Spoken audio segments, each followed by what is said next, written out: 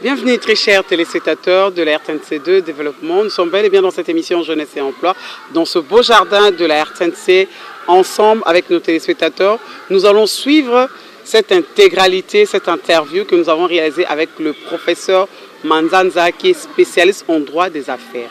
Nous allons parler ensemble avec lui sur l'autoprise en charge des jeunes dans les familles. Comment nos familles peuvent initier à leurs enfants l'autoprise en charge pour lutter contre le chômage ici en RDC. Suivant cette interview. Je dirais que nous sommes de cœur avec nos familles de l'Est et nous ne les avons pas oubliées. Nous savons que la situation est très critique et voilà pourquoi, pour le moment, tous les Congolais sont obligés d'être de cœur avec nos familles de l'Est. Je me dis, cette solidarité doit aller au-delà des publications sur les statuts ou des publications ou encore des affiches de cœur avec l'Est où nous sommes avec le FRDC, mais on doit aussi le remarquer par notre façon de nous comporter, par la solidarité pratique que nous leur témoignons. Je vous remercie sincèrement pour m'avoir associé à cet entretien, parce que la question du travail des jeunes, ou si on peut en parler autrement, le chômage des jeunes, est une thématique qui me préoccupe beaucoup. D'abord, pour avoir été confronté moi-même, parce que j'ai été aussi jeune, il y a quelques années, j'ai été confronté aux mêmes réalités. Et en plus, depuis que je suis enseignant, j'accompagne les jeunes en dehors de l'université, tout comme dans le cadre de mes enseignements, du droit du travail, du droit de la sécurité sociale, du droit international du travail ou des droits des affaires. Alors, je constate effectivement qu'il y a un sérieux problème de la société. Alors, et moi, je me dis, notre constitution et notre code de la famille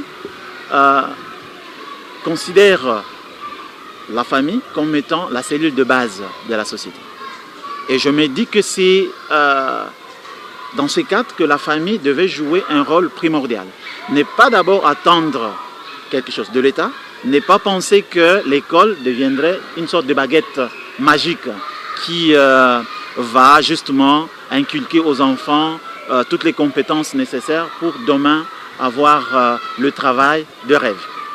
Il faut que la famille soit considérée comme un lieu sacré de culture, des valeurs et notamment de la valeur de travail. Et lorsque je parle d'exemples que les parents doivent donner, je pense généralement à un conseil que j'ai reçu d'un aîné, c'est notre parrain de mariage, qui me dit « Yves, dans la vie, il faut prêcher par les actes ». Et il a appelé cela le 5e évangile. Il dit « Ça ne sert à rien de trop parler, c'est par vos actes que vous pouvez changer des choses. » Et il faut que les parents comprennent qu'ils doivent changer la façon de voir les choses, ils doivent accompagner leurs enfants par le modèle qu'eux-mêmes leur montrent. Est-ce que nous pouvons nous regarder aujourd'hui en face et dire que la famille aujourd'hui joue ce rôle-là de modèle? Justement, les enfants aujourd'hui regardent vers leurs parents. Quelle est l'orientation que les parents donnent à leurs enfants? Il faut que chaque parent développe les aptitudes, les compétences à pouvoir découvrir déjà dès le bas âge les qualités, les faiblesses, je dirais les forces et les faiblesses de son enfant. Et donc, tout en travaillant sur l'amélioration de choses qui ne marchent pas, c'est-à-dire de faiblesses de l'enfant, mais mettre plus l'accent sur ses valeurs, sur ses compétences, sur ses talents. Et justement, c'est sur ça qu'il faut travailler, pour que l'enfant essaie de développer lui-même son ingéniosité, de développer cette inventivité qui va lui permettre, demain, devenir adulte, de pouvoir se prendre en charge. Parce qu'aujourd'hui, il y a des grands enfants qui ne peuvent pas quitter les toits parentaux. Il y a des enfants qui ne peuvent pas quitter les toits parentaux, soit parce qu'eux-mêmes, ils se sentent dans leur confort, alors qu'ils ont fini l'université. Il y en a qui travaillent même, mais qui ne peuvent pas. Pourquoi? Parce que dès les bas âges, ils ont été habitués comme ça. Des enfants pour qui on fait tout. Ils se réveillent le matin, on prépare tout, on apprête tout, on les emmène à l'école, on leur cherche. Et puis, il y a des gens qui s'occupent d'eux, même à la maison, qui font tout, qui font la vaisselle, qui font la lessive. Donc, et on leur sert à manger et ils ne peuvent même pas débarrasser la table. Alors, avec une telle catégorie de citoyens dans notre pays, nous sommes en train de former une bombe à retardement. Ils peuvent bien demain avoir des domestiques, avoir des agents qui peuvent travailler pour eux, mais il faut un minimum de culture de travail. Culture de travail, un travail bien fait. Les failles qui ont commencé en famille se répercutent sur l'école. Parce que les parents pensent que c'est à l'école que les enfants vont apprendre ça. Alors que c'est au niveau de la famille que les enfants devaient apprendre la culture de travail, un travail bien fait. Et je reviens d'abord sur la famille avant de passer à l'école. Moi je me dis, hein, il y a des cas que vous connaissez, que chacun de nous connaît. Nous avons des parents qui sortent le matin, qui passent des journées entières assis, par exemple dans la résidence d'un homme politique. Pas parce que ils sont salariés là-bas, pas parce qu'ils sont des gardiens, mais simplement parce qu'ils appartiennent à la base. Alors, vous vous imaginez le manque à gagner qu'il y a non seulement pour la famille, mais aussi pour le pays. Alors, qu'est-ce qu'on va attendre d'un tel parent? Quelle valeur de travail il peut inculquer à l'enfant? Alors, je me dis, il faut associer les enfants déjà à la gestion de la famille. Les associer aux petits travaux. Hein, des travaux de ménage, les associer à la culture des champs, les associer justement à des travaux de nettoyage. Comme ça, ça leur permet petit à petit à savoir comment tenir la maison. Et lorsque les enfants le font, ce qu'il faut faire, c'est de reconnaître les mérites des enfants. Ça veut dire, les enfants, eux, ils n'attendent pas grand-chose. Hein. Alors moi, je fais le latin philo, il y a une phrase qui m'intéresse beaucoup en latin, parvi parva decent, c'est-à-dire au petit convient des petites choses. Ils n'attendent pas une grande reconnaissance. Ils disent seulement félicitations pour ceci. Voilà. Donc, savoir récompenser les petits pas. Hein, savoir savourer des petites victoires, des petites réalisations des enfants. Ça les rend très, très fiers d'eux-mêmes. Hein. Et nous avons l'habitude, par exemple, lorsqu'un enfant a fait quelque chose qui nous a émerveillés, on dit, ah, je suis très fier de toi, fiston. Hein, je suis très fier de toi, ma fille. C'est déjà bien. Mais il faut renverser le paradigme. Dire à l'enfant, sois fier de toi, ma fille. Sois fier de toi, mon fils. En fait, ça c'est sa réalisation à lui ou à elle. Sois fier de toi, justement pour lui montrer, moi ton père, moi ta mère, je suis fier de toi, mais sache que c'est toi qui es au centre de tout. Et ça, justement, ça le rend responsable. Hein? Ça le rend responsable et il s'est dit, c'est moi qui suis responsable de ma vie. On associe les enfants, je dirais, à la gestion. Et cette association à la gestion inclut aussi la gestion financière. Ça veut dire éduquer les enfants financièrement, leur montrer le pouvoir de l'argent. Ça peut commencer par l'argent des poches qu'on peut donner à l'enfant. On sait que c'est son argent, mais qu'est-ce qu'il en a fait?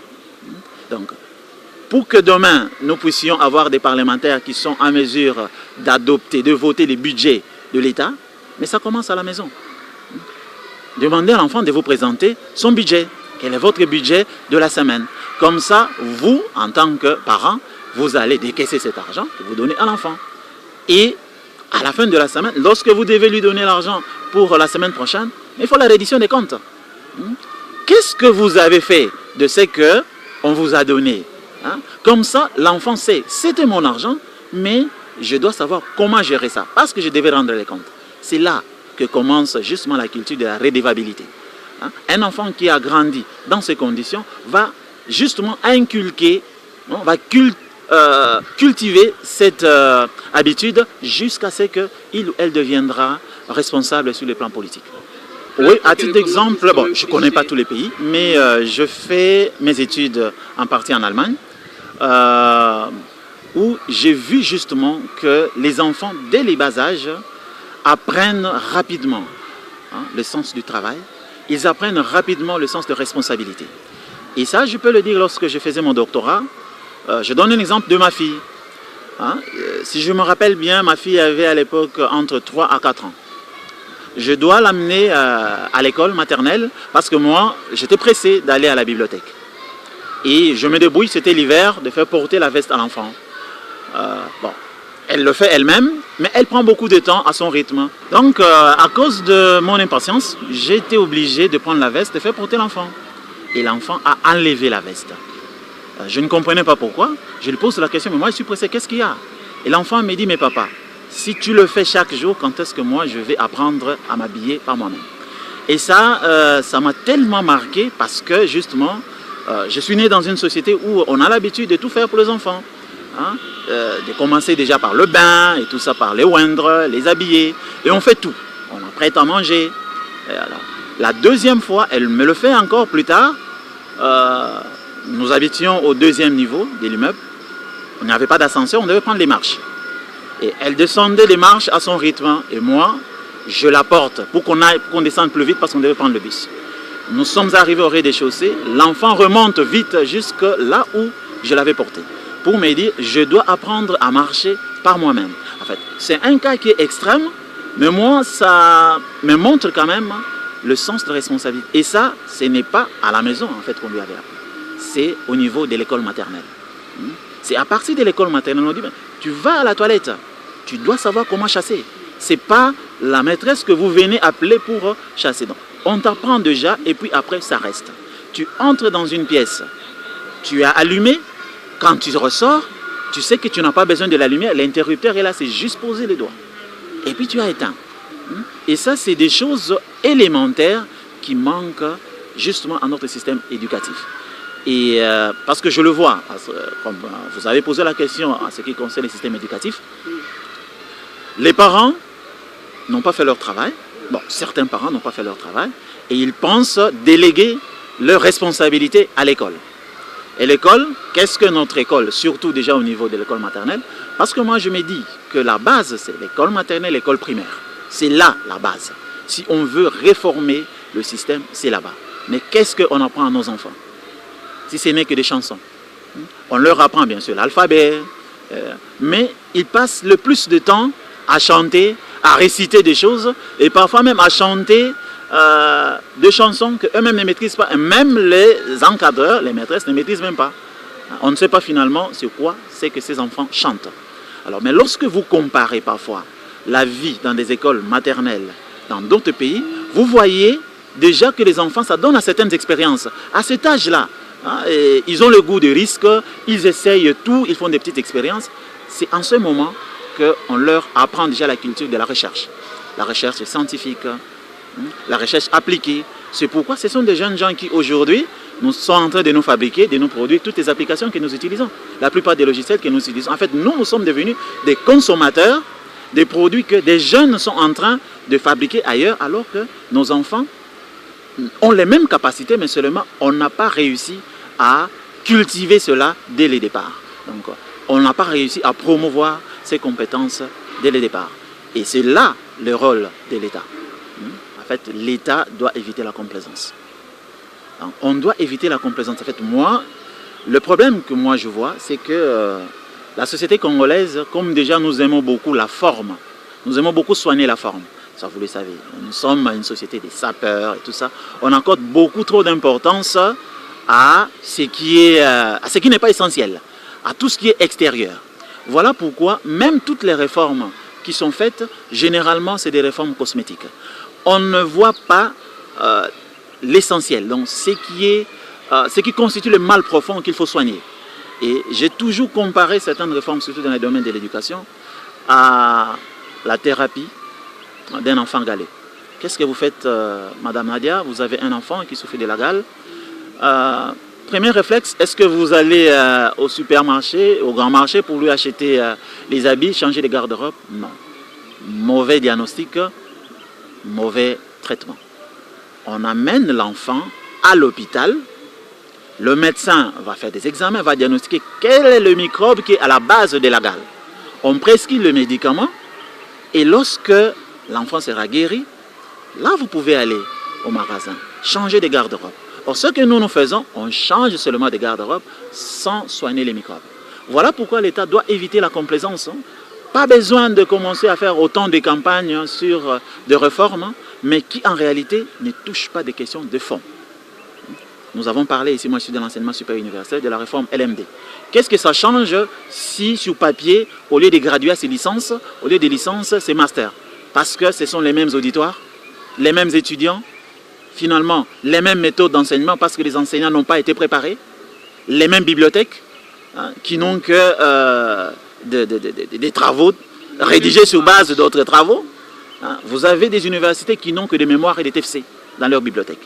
Alors, comment vous allez prétendre former la jeunesse dans ces conditions? Et déjà que ce n'est pas à l'université qu'on va former les gens, au niveau de l'éducation de base. C'est-à-dire, pour être bref, il faut que l'État puisse adopter des programmes ou adapter les systèmes d'enseignement aux besoins du marché. C'est-à-dire, discuter avec les professionnels, parler avec les entreprises. Quelles sont les difficultés que vous rencontrez quand vous engagez les nouveaux diplômés? Parce que ces entreprises investissent en termes de temps, en termes de moyens, pour former à la tâche le travail qui aurait été fait en amont. On n'a pas fait ça. Donc, ce sont des partenaires sociaux de l'État, parce que c'est pour ces entreprises, c'est pour le marché du travail qu'on forme les gens. Voilà pourquoi il faut parler avec les professionnels sur le marché, connaître leurs besoins, connaître les défis et connaître les difficultés que ces professionnels rencontrent. Ça va permettre d'adapter les systèmes d'enseignement aux besoins du marché. Une erreur que beaucoup de parents commettent. En fait, il y a des parents qui veulent transposer leur vie sur la vie des enfants. J'ai discuté, là vraiment dans ma vie privée, j'ai discuté avec mon épouse par exemple, qui, parce qu'elle aime bien les instruments de musique, voudrait qu'un enfant apprenne la guitare. J'ai dit, mais ce n'est pas parce que toi tu n'as pas fait ça, ou tu n'as pas eu la chance de le faire, que tu vas en fait te voir dans ton enfant, donc te voir guitariste dans ton enfant. Mais il faut lui demander, est-ce que c'est dans l'intérêt de l'enfant? Nous, en droit, on parle de l'intérêt supérieur de l'enfant. Est-ce que c'est que l'enfant, ce que tu veux demander à l'enfant, c'est dans son intérêt supérieur? En fait, on est en train de faire des calculs, de faire des stipulations pour autrui. C'est-à-dire pousser les enfants à faire des choses peut-être qu'eux-mêmes n'auraient pas dû faire. C'est vrai qu'en tant que parents, nous avons aussi ce devoir, cette responsabilité d'orienter les enfants. Mais il faut les orienter en tenant compte aussi de leurs capacités, de leurs qualités, de leurs forces, mais aussi de leurs faiblesses. Vous n'allez pas orienter un enfant vers un domaine où il va se sentir mal à l'aise, et puis à la fin, c'est comme ça que parfois les taux de perdition est très élevé, parce que quelqu'un a été mal orienté dès le départ par la volonté des parents. C'est l'une des conséquences du système, c'est-à-dire qu'à un moment donné, on ne fait que reporter l'échéance du chômage. L'enfant a son diplôme d'État, et puis parce qu'il ne peut pas travailler, il ne peut pas trouver du travail avec son simple diplôme d'État, on l'envoie à l'université. Dans le but peut-être plus tard d'avoir un bon travail. Et il va à l'université, ce sont les mêmes failles du système éducatif qui continuent, où on n'apprend pas à nos enfants à développer la créativité. On ne leur apprend pas à créer des entreprises, on leur apprend à devenir des salariés. Et j'aime les dire à nos étudiants, je suis juriste, j'enseigne les droits des affaires, droit du travail, droit de la sécurité sociale, et je dis, mais vous, on vous apprend les règles des constitutions, d'organisation et de fonctionnement des sociétés. Et demain, vous serez des avocats. L'une des tâches d'un avocat d'affaires, aujourd'hui, c'est entre autres accompagner ses clients à la création des entreprises. Mais comment est-ce que vous qui avez appris à créer une entreprise, vous ne pouvez pas créer pour vous-même? Et pourtant, nous avons dans nos universités toutes ces facultés-là. Vous avez la faculté des droits où les étudiants, au lieu d'avoir des TP théoriques, je dirais, ce sont des travaux pratiques mais plus théoriques, parce que c'est juste des écrits, on devrait les pousser à plus de créativité. Comment créer concrètement une société. Et vous avez vos camarades qui sont de la faculté des sciences économiques, de la faculté de gestion, qui peuvent être entraînés à concevoir des plans d'affaires, comment ils peuvent concevoir des plans d'affaires. Et vous avez à côté, faculté des sciences informatiques, des gens qui peuvent développer un produit, faculté des sciences agronomiques, des gens qui peuvent développer un produit, mais vous mettez tous ces étudiants ensemble dans le cadre des séminaires interdisciplinaires. À la fin, ces étudiants sortent de l'université avec une entreprise à main. Donc, parce que, voilà, il y en a qui savent comment créer une société sur le plan juridique, il y en a qui ont appris comment, sur le plan économique, sur le plan de la gestion, on peut monter des plans d'affaires, et il y en a qui ont un produit qu'ils peuvent vendre. Et vous avez cette symbiose-là, ce groupe d'étudiants qui sortent de l'université avec un projet à main. Alors, un étudiant qui a donc repoussé justement l'échéance de son chômage, parce que d'abord, il va à l'université, parfois c'est par complaisance, et il passe le temps à jouer avec le téléphone, à ne pas être attentif, parce que ça aussi c'est un grand danger. Hein. Ces béquilles, j'appelle ça des béquilles numériques. Les étudiants passent plus de temps à s'amuser avec qu'à apprendre réellement. Alors, toutes ces distractions ne vont pas leur permettre justement de développer réellement leurs compétences. Alors, lorsque le chômage arrive, et moi je dis il y a plus d'incompétents dans notre société que des chômeurs. Donc, ça c'est mon analyse, hein. Elle est vraiment personnelle. Pourquoi je dis qu'il y a plus d'incompétents que des chômeurs? Parce que je me dis que même en situation de plein emploi, il y a des gens qui sont incapables dans leur domaine d'études de pouvoir travailler. Même si ici on dit on est à 100%. Il y a des gens, ils ont fait sciences informatiques, brevetés, vous les engagez dans une société pour vous développer des solutions informatiques, ils ne sont même pas en mesure d'écrire eux-mêmes leur mail. Donc ça, ce n'est pas un chômeur, c'est un incompétent. Alors, quelqu'un qui a évolué dans cette situation, qui doit prendre conscience que je n'ai pas développé les compétences nécessaires pour avoir du travail, il faut maintenant que je puisse chercher à créer. On a la possibilité, par la formation continue. Parce qu'à un moment donné, on est rattrapé par la réalité. Nous avons été négligents pendant notre cursus et maintenant, la réalité nous rattrape. Qu'est-ce qu'on fait? Au lieu, comme vous avez dit, de se remettre à la fatalité, que nous puissions justement récupérer ce que nous avons manqué. C'est vrai, ça demande beaucoup d'efforts, mais par la formation continue, on peut se faire son auto-entrepreneur. Alors, si je dois donner un mot d'abord aux parents, parce que ce sont eux qui sont à la base d'abord de l'éducation, qu'ils soient des modèles pour leurs enfants. Modèle signifie apprendre aux enfants à travailler, leur montrer la valeur du travail, mais aussi le respect du temps, parce que le temps, c'est une ressource indispensable pour la réalisation de tous nos projets. Et ensuite, c'est à l'État. Je l'ai déjà dit, l'État doit éviter d'être complaisant. L'État doit éviter de se limiter à produire, à organiser des ateliers budgétivores pour parler de la politique de l'emploi des jeunes, des ateliers auxquels parfois le public cible n'est même pas associé. Ça ne sert à rien, il faut des décisions adéquates, des mesures adéquates. Et ces mesures adéquates passent justement par des réformes approfondies qui concernent le programme, le contenu de ce qu'on apprend à nos enfants. Et enfin, aux enfants, et là je vois, les plus jeunes peut-être ils ne vont pas encore me comprendre, mais ceux qui ont déjà un peu de conscience, c'est-à-dire comprendre que la vie, c'est d'abord leur vie.